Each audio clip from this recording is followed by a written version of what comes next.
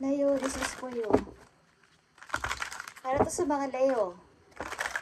Message for Leo. Kumusta na kayo guys sa mga Leo?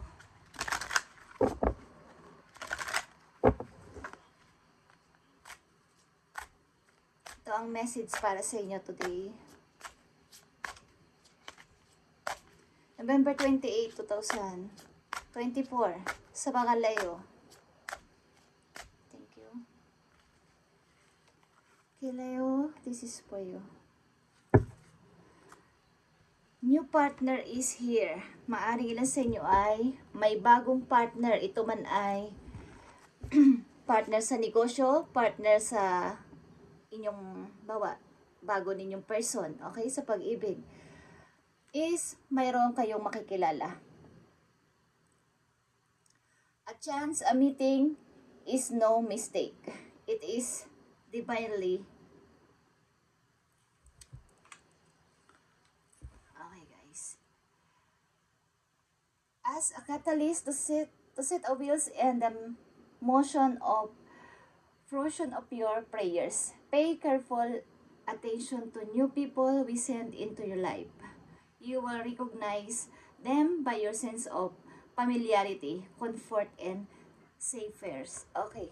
Leo, may bago kayong makikilala. Mga bagong kaibigan man to o bagong pag-ibig, merong paparating na bagong tao sa inyong buhay. But, maging aware kayo sa paparating na tao na to. Maring ito ay familiar sa inyo. Maring kilala na ng puso ninyo ang tao na to. Maring ang tao na to ay mararamdaman nyo na kayo ay komportable sa kanya at safe. Okay? Maring ito ay bagong pag-ibig para sa inyo. So, tingnan natin ang message para sa inyo. Sa inyong pag-ibig. Maring nakaraan man to o sa kasalukuyan. At may bagong person na paparating. Sa mga Leo na nandito sa reading today. November 28, 2024. Sa mga Leo. Mukhang ilan sa inyo ay nagpipray na may bagong person na sana dumating sa buhay ko. At ito ay mangyayari na sa inyo, Leo. Tingnan natin. Yeah. Divine timing. Ito ay naka-divine timing sa inyo o nakatakda talagang mangyari. Be patient while things are unfolding. This connection is worth the wait. Okay. Matagal nyo nang hinihintay na sana may dumating na tao, bagong tao sa buhay ko at ito ay mangyayari na sa inyo. Leo, okay. Mukhang may mga bago kayo makikilala. About ito sa inyong pag-ibig. Tingnan natin ang mga message for you. Leo.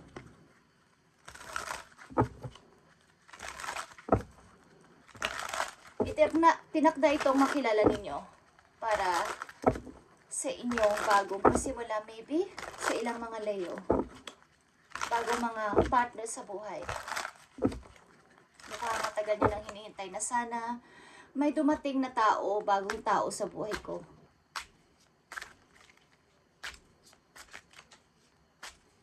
Message for Leo. Ay lang sa inyo matagal ng single at trabaho lang ng trabaho. At pinapag-pray nyo na sana may dumating na bagong person o bagong makakarelasyon ko. Okay, Leo? Yan, nakikita nyo to guys. Ito ay nakatakdang mangyari sa inyo. May mamimit kayong person na talaga namang magiging malalim ang inyong unang pagkakakilala. At maaaring, kilala nyo na to. Maaari din temporary kayo nagkahiwalay ng tao na to at magbabalik ang tao na to sa buhay ninyo, Leo. Okay? Maaaring ito ay minahal nyo at minahal din kayo ng mga nakaraang taon, nakaraan ninyong karelasyon at magbabalik ang tao na to para tuparin ang naudlot na pagmamahalan ninyong dalawa. Yeah. Knight of Wands. Balak ng tao na to na puntahan ka. Yeah. At nung umpisa, maybe natatakot pa siya sa kanyang plano. Paurong-sulong siya sa plano niya. But this time, Nakikita nyo ang paa ng horse dito is nakatuwid na at tuloy-tuloy na. Knight of Sword. Tuloy-tuloy na sa pag-forward papunta sa inyo. Noong umpisa, natatakot siyang mag-start o natatakot siyang mag-try o mag-attempt na puntahan ka. But this time, nakikita nyo siya. Is tuloy-tuloy na to. Maaaring nag-ipon ng lakas ang tao na to o lakas ang loob para puntahan ka, Leo, at kausapin muli. Tingnan natin kung bago itong person o tao na kilala nyo na sa inyong nakaraan.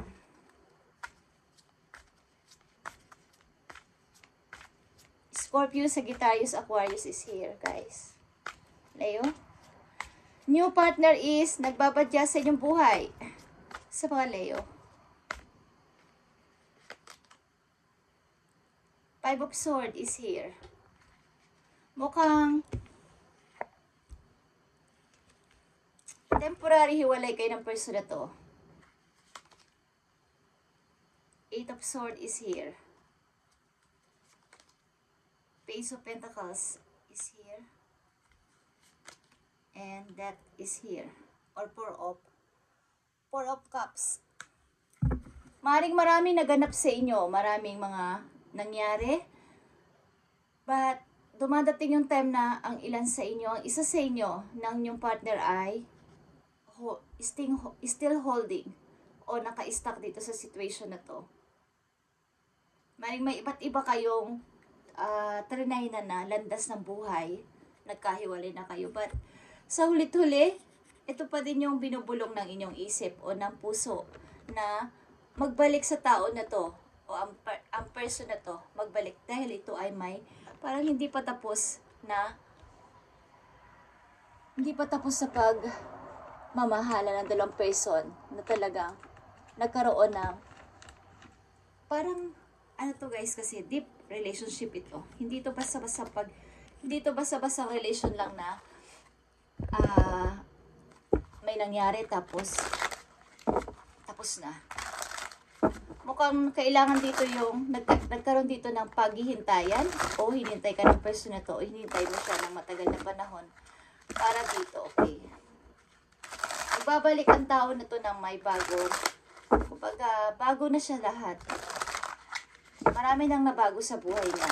Marami na siyang inalis na mga hindi na kailangan pang kumbaga yung dati yung naging problema ay mukhang malaki na ang pinagbago niya pagbabalik niya sa inyong buhay.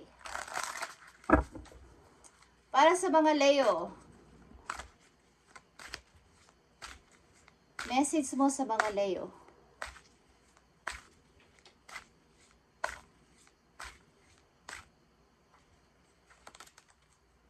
Yeah. Ten of Pentacles, guys. May reunion na magaganap dito between sa taong minahal nyo dati. May magbabalik sa buhay ninyo. Four of Swords is here. Maraming nangyaring, maybe both of you is nagkaroon ng paghihiling sa isa't isa. Kaya nangyari ito. Queen of Swords. Maybe ang isa sa inyo is gusto mo nang, gusto ko mo nang magkaroon ng space. Okay. Nagkaroon muna kayo ng space sa isa't isa. At nakapag-isip-isip. At ito na yung tamang time, Wheel of Fortune, na magkita kayo. Para sa niisip niyo yung future. Trabaho ako ng trabaho pero parang walang nangyayari. Parang may hinahanap ako. Yeah, guys. May pipiliin kayo ditong 2 option. Kung babalik kayo sa tao na to or iiba na kayo ng landas talaga.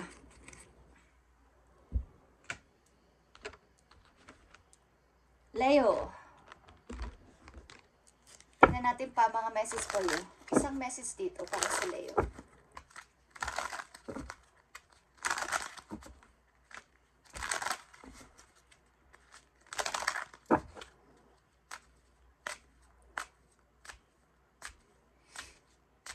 Reunion is mangyayari dito sa dalawang pusong nagmahalan ng sobra. Parang naudlot na pagmamahalan.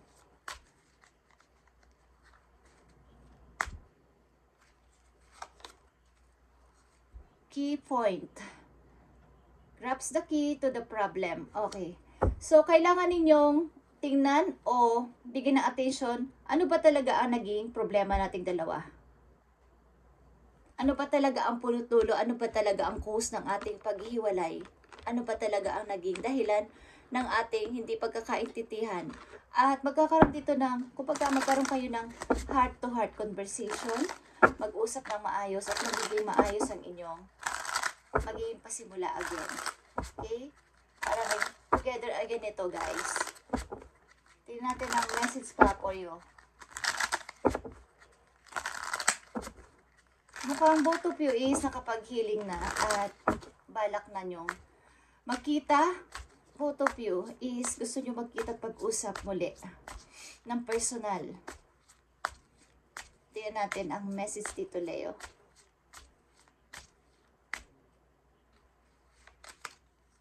Take a leap of faith. Okay, guys? Only when you're willing to step out of your comfort zone will you reap great rewards. Okay. If someone shows you who they are, believe them the first time. Okay. It's all about faith and waiting. The angels are working behind the scene to make this relationship flourish. Okay. Something na isa sa inyo o both of you is minamanifest ang relation na to kahit tapos na o temporary hiwalay sapagkat gusto nyo pa rin ang isa't isa. At message sa inyo, guys, Leo, energy work. Life can be electrifying because it's the very essence of is energy. Your body is a remarkable energy field that will possibly respond to loving treatments. Your hand and heart are activated to give healing energy to your loved ones and clients. Okay, ilan sa inyo, Leo, ay ang trabaho ay gumagamit madalas ng, kumbaga, hindi ko alam kung nagmamassage kayo sa iba or therapy, something na kayo ang trabaho nyo ay caregiver, something na ginagamit nyo yung inyong kamay sa maaring nakakapagaling kayo ng ibang tao sa pamamagitan ng paghawak ng inyong mga kamay.